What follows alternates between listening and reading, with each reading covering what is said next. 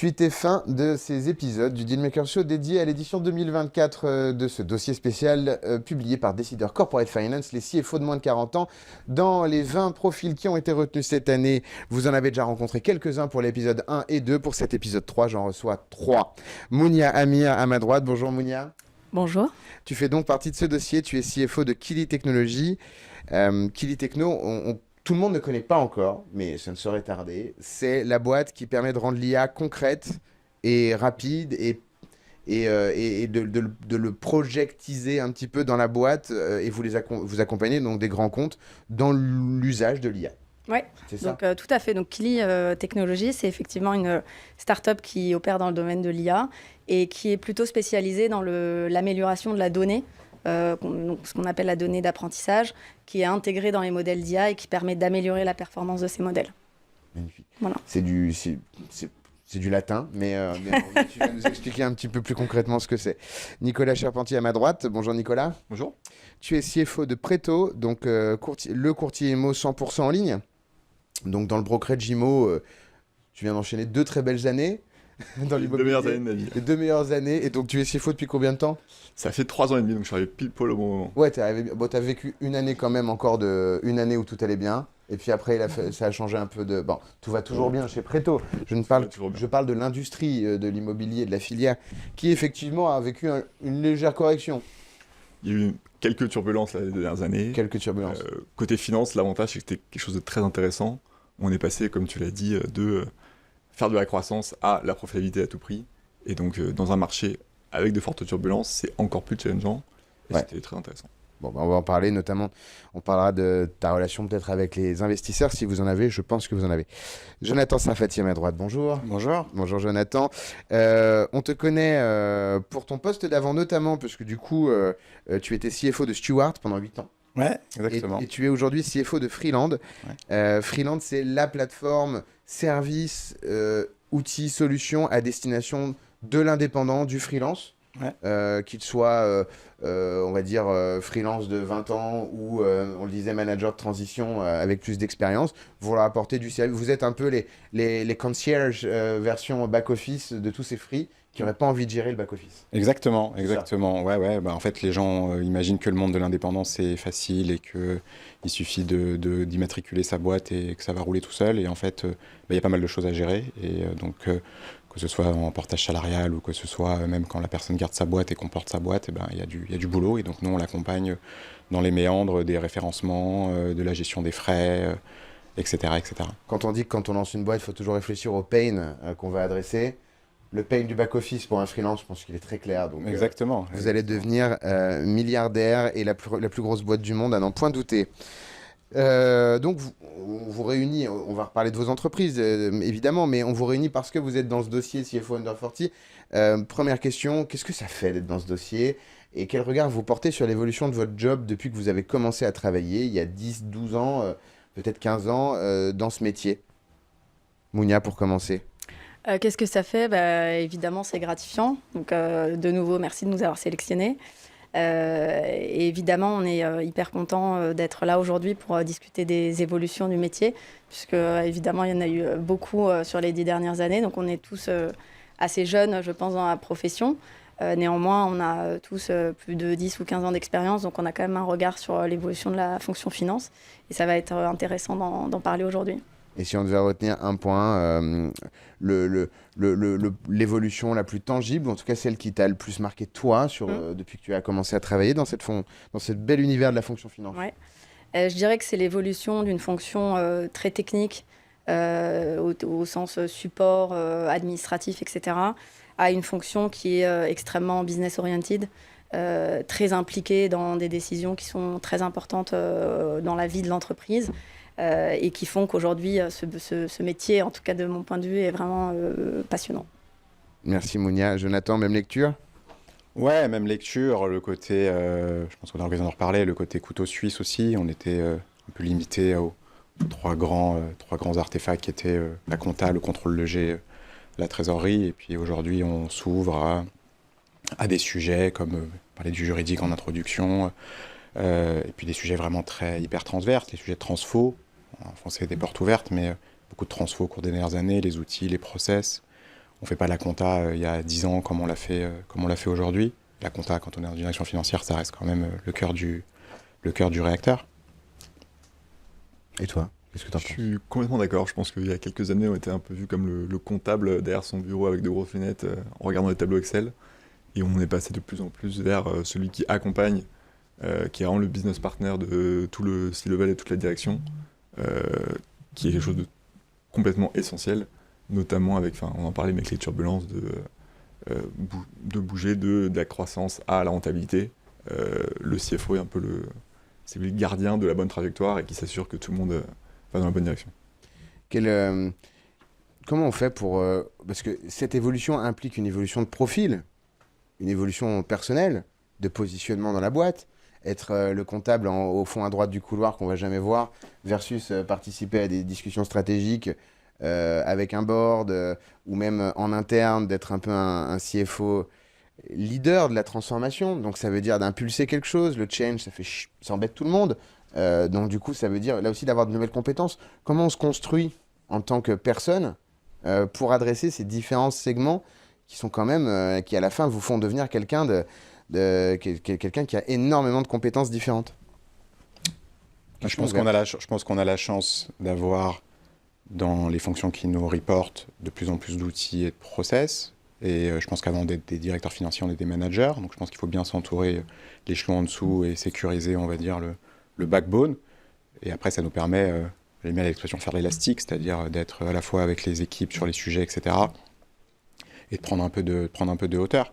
Et après, comme on se forme, parler de l'expérience, et cette notion de ce qu'on peut être DAF et avoir moins de 40 ans, bah, en fait, on se forme avec l'expérience, avec le réseau et avec les événements de la vie. Et c'est vrai qu'en termes de 15 ans, bah, en 15 ans, on a eu le temps de voir plein de choses. On a vu les subprimes, on a eu le Covid, le télétravail, la guerre, l'inflation, les taux. Enfin, on a eu des milliers de sujets, donc ça forge, on va dire. Mounia, Ouais. tous les deux. Je pense qu'il faut commencer par les fondamentaux. Donc, je pense qu'un bon socle technique et une bonne formation post-école traditionnelle vaut son pesant d'or. Il faut toujours faire un big avant d'être DAF? En tout cas, il faut passer par une case très structurée, je trouve. Vous avez fait tous les trois un passage big ou pas? Moi, j'ai survécu 6 mois, mais... 6 mois? Moi, oui. Moi, aussi. 3 ans, mais... 3 ans? Moi, 5. 5 ans. Ah ouais. Donc toi, t'es même monté dans la hiérarchie. 5, oui, quasi manager. Et puis ensuite du TS, donc du conseil en transaction services. Après mes années chez Deloitte. Et définitivement, c'est un socle qui, je pense, est nécessaire aux DAF de start-up, pour qui ces sujets-là doivent quasiment devenir des non-sujets, parce qu'on attend beaucoup de lui sur des aspects très opérationnels, très business. Et ensuite, je rejoins ce que disait Jonathan, je pense que l'expérience, ça n'a pas de prix. Et que progressivement, avec le temps et les expériences et ce qu'on va voir dans une boîte puis dans l'autre, en termes de management également, va faire qu'on va, in fine, être ce couteau suisse. Nicolas? Oui, je pense qu'en étant DAF sous 40 ans, on a un peu ce côté de... faut savoir rester humble. On sait qu'on n'a pas forcément l'expérience de quelqu'un qui a 50, 55 ans.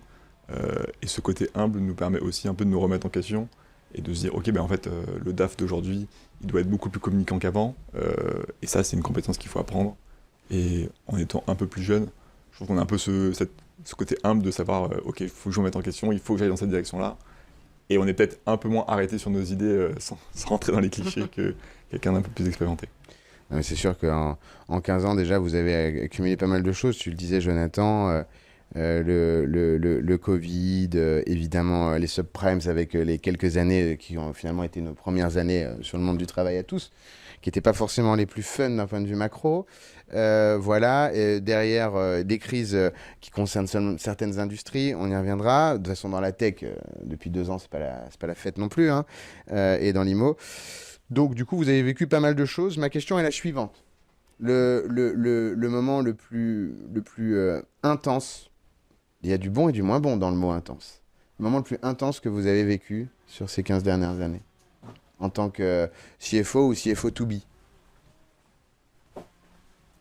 Peut-être de mon côté, pour commencer, moi, je travaille en start-up aujourd'hui, donc forcément le moment le plus intense, c'était derrière le levée de fonds.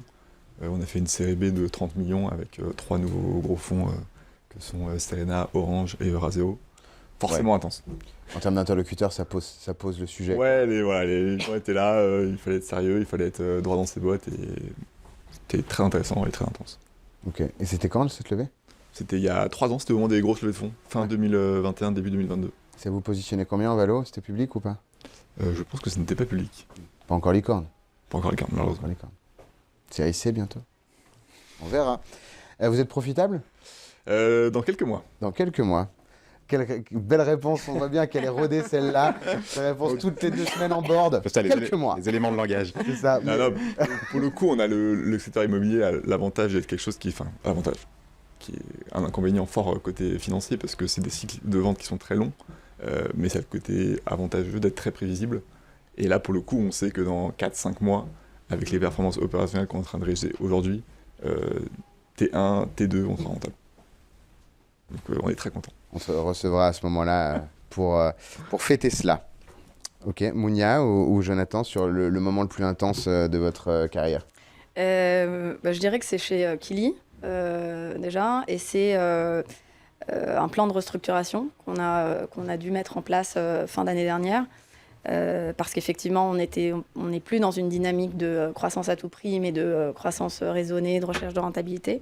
Donc ça a été évidemment un moment de ma carrière assez C'était ton assez premier prenant. moment de downgrade un peu, enfin en tout cas Ouais. de réduire l'activité. C'était la première fois que tu faisais ça? Ouais, c'est la première fois que je faisais ça. Avant, j'étais passée plutôt par des gros cabinets, LVMH, etc. Donc, c'était pas vraiment les sujets que j'avais à gérer. Et chez Kili, ça a été l'un des sujets donc l'année dernière. Et évidemment, d'un point de vue humain, c'était intense à gérer. Voilà. Parce que tu as les fonctions RH aussi? Non, j'ai pas les fonctions RH, mais on était extrêmement impliqués dans Ah ouais. les différents scénarios, la Tu t'es pas fait non plus les détermination. ORP, parce que vous êtes combien chez Kili? On est aujourd'hui une quarantaine. Ah, donc vous n'avez pas encore trop de tout ce qui est ORP, enfin d'organismes de représentation du Non, personnel et non, tout ça. non. Non, mais ça reste ok. Ok. Et donc du coup vous étiez combien avant? On était 60 à peu près. Ouais. Ok. Et il fallait le faire, c'était 60 et important 70. pour la C'était pérennité de important. l'activité. Ouais, on a bien fait de le C'était faire. attendu. Ouais. Ouais. Ok. On a bien Vous fait. en avez profité pour recentrer la strat? Ou On a, vous avez coupé un truc, vous avez arrêté une diversification, un pan? Non, en fait, on a liné tout ce qu'on pouvait liner. On a vécu une rupture technologique avec l'émergence de ChatGPT. Ouais. Donc, ça a évidemment bouleversé le marché sur lequel on était. Donc, en parallèle, on a shifté l'activité historique de la société pour s'adapter à ce nouvel environnement, à ce nouveau paradigme. Et donc, on a réfléchi à la structure qui allait être adaptée au nouveau business model qu'on était en train de construire. Et la finance, dans ce contexte-là, a aidé à scénariser les éléments pour qu'on atteigne la rentabilité cette année. Merci en tout cas de partager ce moment qu'on imagine pas forcément facile. Jonathan?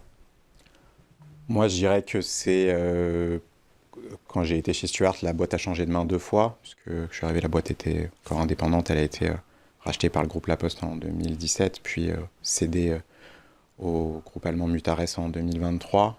Et on va dire que les deux changements de main ont été assez intenses, mais avec des problématiques différentes. C'est-à-dire qu'au début, on cède une start-up, on était une cinquantaine, avec un gros potentiel, etc. Et puis 6-7 ans après, on cède à un groupe qui fait 600-700 personnes, qui est dans 6 pays, avec la VDD fiscale qui va bien et où j'ai pas mal transpiré, parce que la fiscale, c'était clairement pas ma spécialité.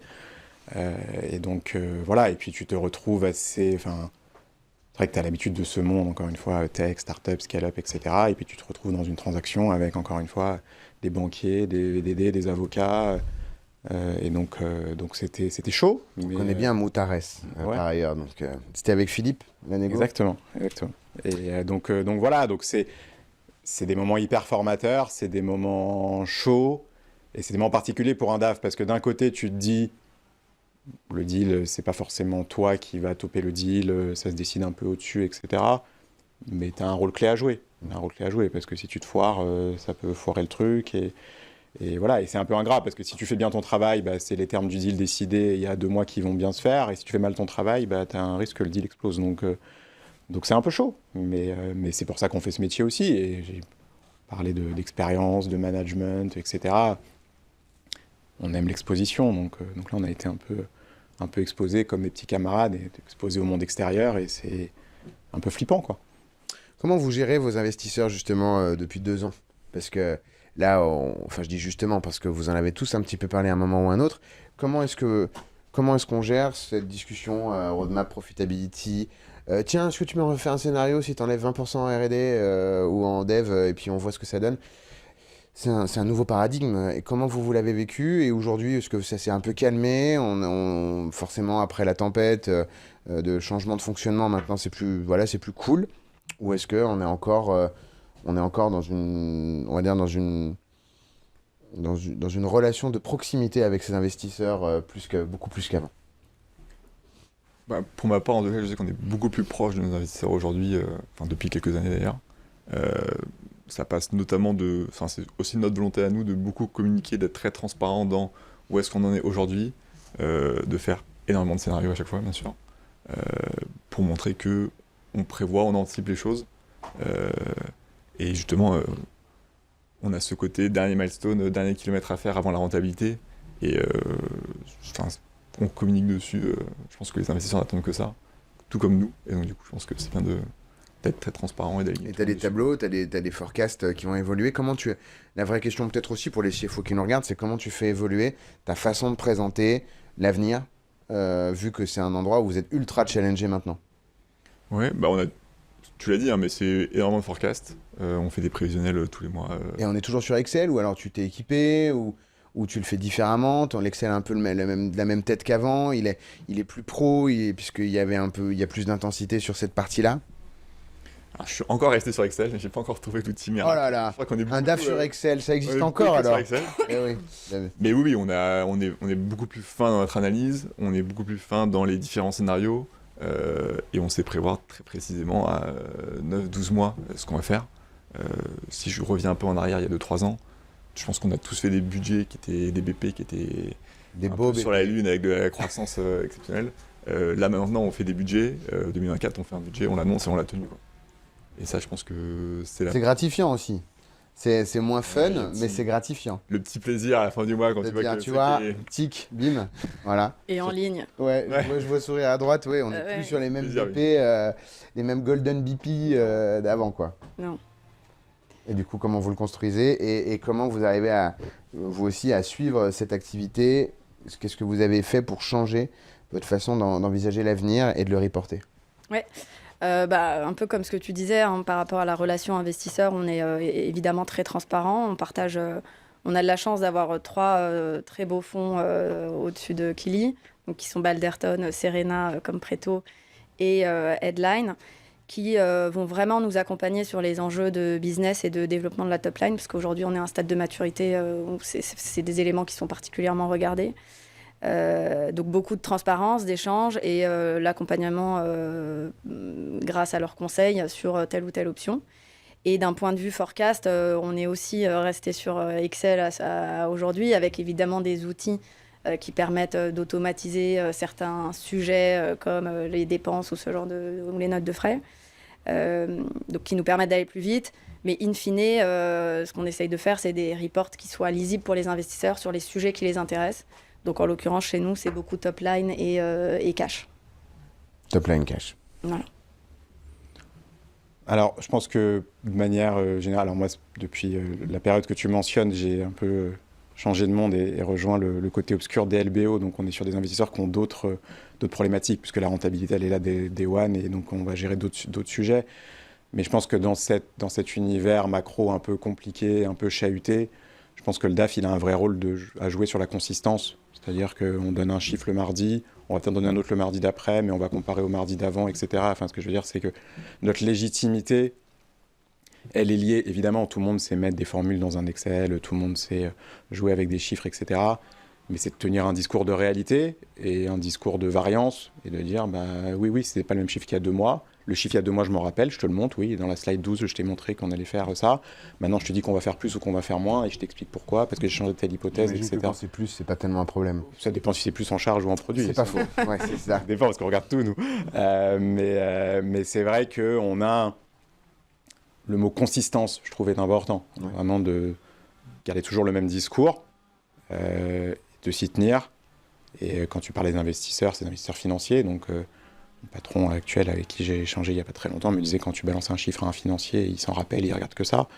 Donc si le chiffre change, ça peut arriver évidemment, ça arrive tous les jours, mais d'expliquer pourquoi, On se cache comment. pas derrière son doigt. Ouais, quoi. on se cache pas derrière. Peut-être pour rebondir, je pense que sur la consistance, il y a quelque chose que je trouve qu'on fait beaucoup plus ces derniers temps, c'est qu'on embarque, de mon côté en tout cas, on embarque beaucoup plus les autres départements dans la création de ces prévisionnels. Et comme ça, tout le monde est un peu main et pieds liés. Ah, on avait dit qu'on faisait ça. Toi, sur ton marketing, tu avais dit que tu allais faire tant d'acquises. On est accountable beaucoup plus Voilà, qu'avant, exactement. quoi. Tout le monde est accountable de sa partie. Et ça permet aussi vachement de solidifier un peu nos prévis. C'est la fin d'une tradition de l'oralité en France, de travail. C'est plus carré maintenant. Bah, t'as beaucoup d'outils qui se mettent, les wikis, les Jira, enfin t'as une tonne de choses qui se mettent en place. Quand j'étais chez Stuart, on avait passé 1 an sur un terme, le succession planning, donc t'as beaucoup aussi de sujets. Les boîtes se professionnalisent et cette culture de 3 mecs dans un garage où 90% de la valeur de la boîte est répartie dans les cerveaux des 3, en fait, les gens se rendent compte que ça, c'est pas tenable, donc oui. Puis tu as des outils, maintenant que tu écris beaucoup plus, tu processises beaucoup plus, donc oui, je pense. Mais c'est aussi notre rôle en tant que leader et de manager, il faut aussi qu'on apporte quelque chose d'autre, donc il faut apporter cette consistance, cette analyse. Voilà. Et puis ça touch, on a toutes nos spécialités, nos atouts et nos faiblesses, et je pense que en face d'un board, tu es un peu passé au vitriol, donc passé au rayon X, donc voilà, il faut être bon sur ces sujets-là. On embrasse vos boards, évidemment. Est-ce que vous pouvez nous donner, alors il nous reste 1 minute, le mot de la fin, ce que vous souhaitez aux jeunes qui veulent rejoindre la fonction finance, qu'ils soient aujourd'hui heureux dans un big ou déjà qu'ils aient déjà sauté le pas dans une fonction finance ou qu'ils aient même commencé directement en direction financière. Qu'est-ce que vous leur souhaitez pour l'avenir, Nicolas? Je pense que la fonction finance a de beaux jours devant elle. C'est un métier qui est d'autant plus passionnant en ce moment, avec ce côté très transverse de on travaille beaucoup plus avec tout le monde. Et en plus de ça, avec tous les changements qu'on voit, avec l'IA, avec d'autres... ça en est un parmi tant d'autres. Ça va beaucoup évoluer et du coup, je pense que il y a plein de choses à faire et ça va être très intéressant, quoi. Merci. Et donc, la promesse de ce que tu leur dis, c'est que la filière finance, c'est plein d'opportunités, plein d'enjeux. Plein d'opportunités, plein d'enjeux et surtout... Et tu aurais fait les pas de choses quoi- différemment, toi, ou pas, si tu commençais ta carrière aujourd'hui? Ah Je serais peut-être resté plus longtemps chez un big, en vrai. Ah oui? Ouais, je pense que 5 ans, c'est une bonne durée. Et je serais peut-être parti, j'aurais pu faire 2 ans de plus. Patience, chers amis, patience. Mounia. Oui, je leur souhaite d'abord de prendre beaucoup de plaisir dans ce qu'ils font, évidemment. La fonction finance aujourd'hui, elle est évidemment assez transverse dans les entreprises et c'est vraiment un métier passionnant quand on le vit, en tout cas pour ma part. Je leur souhaite de prendre des risques, effectivement d'être patient, je pense, sur la partie structuration, technicité, parce que à mon avis, elle est indispensable.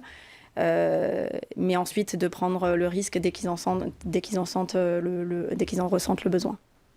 Ok, et tu aurais tout fait pareil, toi, sur ta carrière? Moi, j'aurais peut-être pris le risque d'aller en start-up un peu plus tôt. Ok. Voilà. Donc avant ce passage grand groupe que tu évoquais. Ouais. Mais bon, le luxe, c'est cool quand même. Le luxe, c'est cool. C'est aussi un autre apprentissage. C'est un autre apprentissage sur des sujets de communication, par exemple, sur des sujets de structuration, d'outils, de management d'équipe, puisque le management en big ou en cabinet, c'est assez facile, entre guillemets, parce qu'on manage quelqu'un qui a 1 an de moins que soi, qui globalement a un profil, je ne vais pas caricaturer, mais assez identique. Donc c'est un management qui est bien en tant que premier management, mais assez facile. Et en grand groupe, c'est très différent. Là, on manage des gens parfois bien plus âgés que soi, ou avec des horizons, des profils très différents. Donc cette diversité nous enrichit, évidemment. Et oui, évidemment, j'ai adoré mes années chez LVMH, mais je pense que je serais partie un tout petit peu plus tôt. Ça aurait été très bien aussi.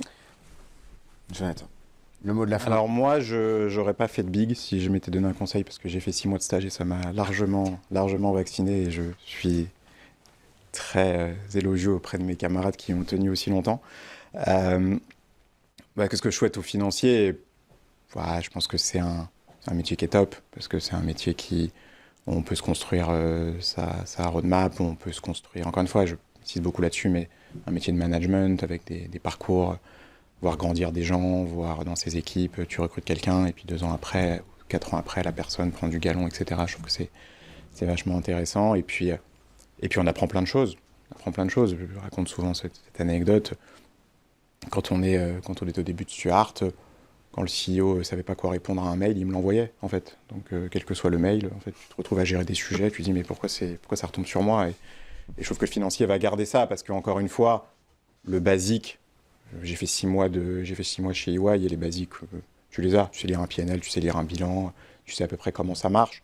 Évidemment, faire plus, ça te donne d'autres réflexes et d'autres lectures, mais les basiques sont là, ils vont de plus en plus s'automatiser, donc il va falloir aller chercher de la valeur ajoutée. Et je pense qu'il n'y a rien de plus sexy qu'un métier qui, année après année, gagne en valeur ajoutée. Ce sera un très joli mot de la fin, valeur ajoutée. On n'a même pas fait exprès, mais en tout cas, ça vient bien clôturer cette 3e et dernière émission dédiée au CFO Under 40, le dossier spécial 2024 de Decider Corporate Finance, qui a réuni une vingtaine de DAF de moins de 40 ans qui, par leurs actions, nous ont tout simplement paru tout à fait pertinent pour rejoindre cette édition 2024. Merci infiniment Mounia, merci Nicolas, merci Jonathan. Merci. C'était un plaisir de vous recevoir en plateau. Vous regardez Be Smart for Change, la suite des programmes dans un instant.